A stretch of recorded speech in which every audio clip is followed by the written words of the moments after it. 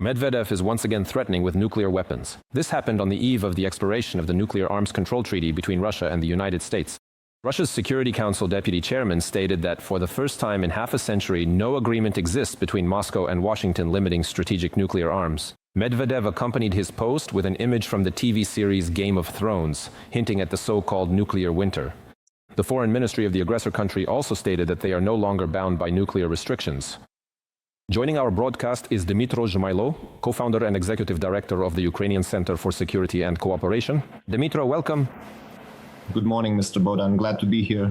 In your opinion, how dangerous is the global situation in which major countries possessing nuclear weapons are no longer bound by any truly international treaties obligating them to regulate and manage these weapons? The quantity, the methods of maintenance and transportation, and so on.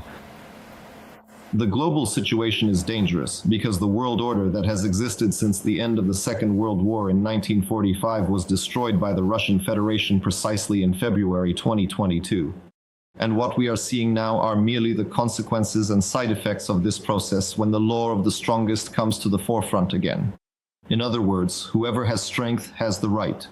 And so, unfortunately, this trend will continue. Because as we can see, the world is becoming polarized. We see a clear alignment with Russian forces, other partner states such as China, Iran, North Korea, which are openly working to strengthen its defense capabilities and the aggressor's capacity to continue the war against our state. We see certain uncoordinated actions from continental Europe, which has demonstrated its weakness in repelling Russian provocations and Russian air attacks. We see that the role of the United States as the world's policeman in Ukraine is also becoming a thing of the past, and accordingly, Washington is now defining somewhat different geopolitical priorities for itself.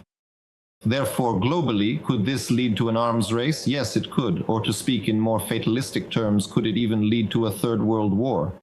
Yes, and what makes us think that the Third World War hasn't already started? In this way, it is unfolding in different parts of the world, with the biggest hotspot, of course, being Ukraine, which is drawing the most attention of the entire global community. So this is just a continuation of these trends. And the entire global community will have to make truly Herculean efforts to return everything back to the original status quo. But judging by the current balance of power that we see, it will likely take years and years before this issue is resolved. In your opinion, how effective was the global system of nuclear force balancing in the world that existed thanks to these international agreements at that time? That is it worth reviving, or should we look for some new approaches in line with the demands of the new era? To meet the demands of the new era, the world will have to look for new approaches on a global scale. Much like what happened between the First and Second World Wars, it ceased to exist. The League of Nations, which was precisely created with the aim of preventing another world war from happening, the same most likely will apply to the United Nations, especially since this trend was actually set by the Americans. And here it's not just about the Peace Council that Donald Trump established, but rather about the US initiative to withdraw from a number of programs and, accordingly, from a number of commitments to fund the international community. Because of this, the UN itself is gradually sliding into crisis. Those mechanisms for responding to and assessing global events, to put it in very mild terms, have become very, very flawed, especially when quite often certain responsibilities are unfairly shifted onto our shoulders as victims of aggression, including for strikes on Russian energy infrastructure, which are carried out in response and exclusively target Russian military facilities. That's why the world is now entering a somewhat different phase. And in this new phase, only clearly defined mutual practical interests will truly matter. It comes down to who can offer someone, to put it simply, significantly greater and more tangible benefits, purely mercantile and economic interests that are based on mutual advantage. These are new alliances, new unions, new military coalitions. Ukraine is doing the exact same thing, specifically in order to piece together that big puzzle called security guarantees. So, when presidents in the years that have come before, during the full-scale invasion, he actively signed bilateral agreements between Ukraine and European countries, starting in the first year of the war with the United Kingdom, which is already working and delivering results. In all probability, the world will continue to move along this path, until every single country tries to fully realize its own geopolitical ambitions, or until accordingly the overall architecture of global security is finally restructured and put back into proper order. But what we can state right now is that the old alliances, the old unions, the old norms of international law, well, all of them are essentially being nullified, and the law of the strong prevails. This is currently the only law that continues to operate in the world. There are no nuclear weapons in Ukraine, but we do have a large number of drones which we are currently relying on to hold back our enemy. Ukrainian-made systems have demonstrated high effectiveness in combating enemy drones. This was stated by the Commander-in-Chief of the Armed Forces of Ukraine, Oleksandr Syrsky. According to him, in January, various types of interceptors showed the best results in destroying enemy Shaheds. Syrsky also reported the creation of new units equipped with such drones. He added that crew training is ongoing and the protection of frontline cities is being strengthened. Dmytro, in your opinion, how does the development of interceptor drone technologies affect the overall balance of power in this war? The development of interceptor drones allows us, first of all, to rely on our own resources, particularly for effectively countering and repelling aerial attacks, because it is critically important for us that all issues related to drone strikes are addressed specifically by our advanced Ukrainian technologies. We have systems, including our Soviet ones, like the S-300 and Buk, and very often these are already modernized Frankenbuks with Western missiles such as the AIM-9, RIM-7, and Sea Sparrow. These are accordingly also our reconstructed S-200 systems, and also the Hawks, which are systems that are veterans of the Vietnam War, once provided by the United States of America. And it is critically important for us to preserve all these weapons specifically for fighting cruise missiles, but especially against ballistic and aeroballistic missiles, for which only the Patriots and PAC-3 missiles are truly effective.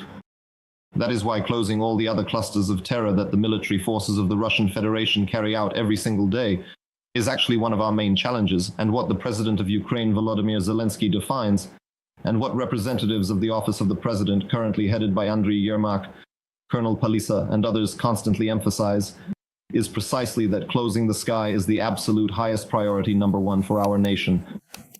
In fact, this is also true for the team of the new Minister of Defense Fedorov, and specifically the buildup of interceptor drones and progress in other clusters. This includes Army aviation, which has demonstrated quite effective results, as well as the development of light aircraft, the purchase of Tucanos, and also, possibly in the near future, the acquisition of planes from the Czech Republic. That is also the buildup of electronic warfare capabilities in particular. The new advisor to the Minister of Defense, Serhiy Flesh, provides a lot of information publicly. These are our primary strategic directions for the construction of a multi-layered air defense system. Ukraine is steadily moving forward according to this established plan. The advisor to the Minister of Defense you mentioned, Serhiy Flesh, also regularly reports that the Russians are adapting to Ukrainian tactics. They are using interceptor drones, constantly improving their Shaheds, experimenting with them, adding various equipment, programming it so that it can evade, sharply change altitude, and so on. In your opinion, in this confrontation, which of these technologies has more potential? Interceptors or evolution? Of these strike drones? And is it possible, using interceptors in combination with other means of defense, to achieve a 100% result against such threats as Shahed, Gerbera, and so on? Ultimately, a 100% result. No air defense system in the world can provide that.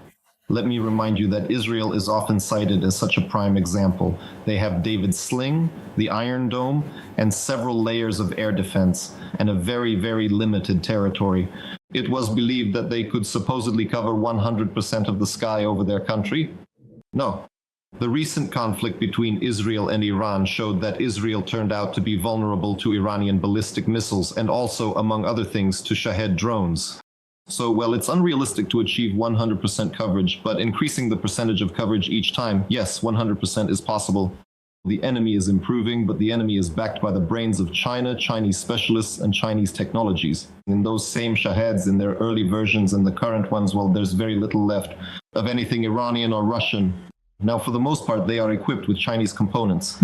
They even have 16-channel antennas. Now they're made in China, and all of them, which are for our electronic warfare systems. Compared to 2022, those were 2- or 4-channel antennas. All the gerunds, which are now mainly used in combat, are equipped with at least a 5-kilogram explosive charge and are fitted with cameras. We've seen that now, thanks to the fact that each Shahed has relays, and they move in a large swarm of drones that relay communications between each other. Some Shaheds even break off into separate sectors during massive air attacks, serving exclusively as relays to strengthen the signal. So in fact, these are the uneven forces we're dealing with, and I can tell you we're trying to find quick and inexpensive countermeasures. This race will never end, and whoever is at least halfway ahead will be able to win. Thank you for your time. Dmytro Zhmailo, co-founder and executive director of the Ukrainian Center for Security and Cooperation, was with us live.